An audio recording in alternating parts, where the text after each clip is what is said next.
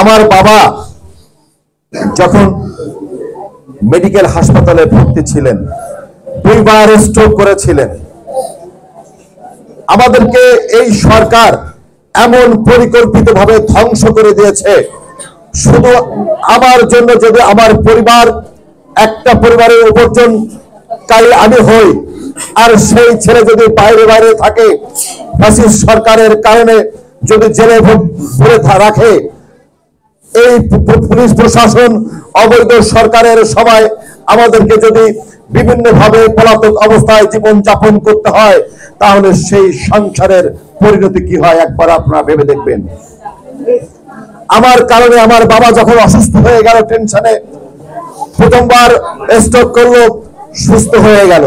দ্বিতীয়বার যখন স্ট্রোক করলো, সাতক্ষীরা মেডিকেলে ভর্তি করা হলো।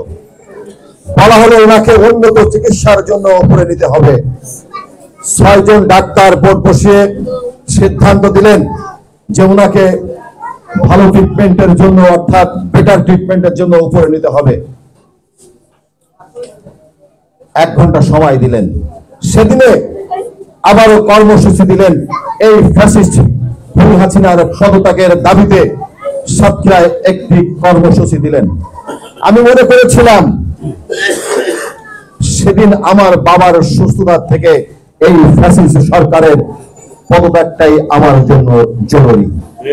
কারণ হাজারো বাবা তার সন্তানের জন্য ধুকে ধুকে টেনশনে মৃত্যুর করে শুয়ে পড়ছে। শত শত মাতা তার সন্তানের জন্য টেনশনে মৃত্যুর দিকে ধাবিত হচ্ছে। আমি মনে করেছিলাম এক বাবা যদি মৃত্যুবরণ করে, আমার যে যদি শত বাবা বেঁচে থাকতে পারে, দেশের পরিবেশ ফিরে আনতে পারে, মানুষের ভোটার অধিকার ফিরে আসতে পারে, মানুষের কথা বলার অধিকার যদি ফিরে আসতে পারে, তাহলে আজকের এই আন্দোলনটাই আমার জন্য গুরুত্বপূর্ণ।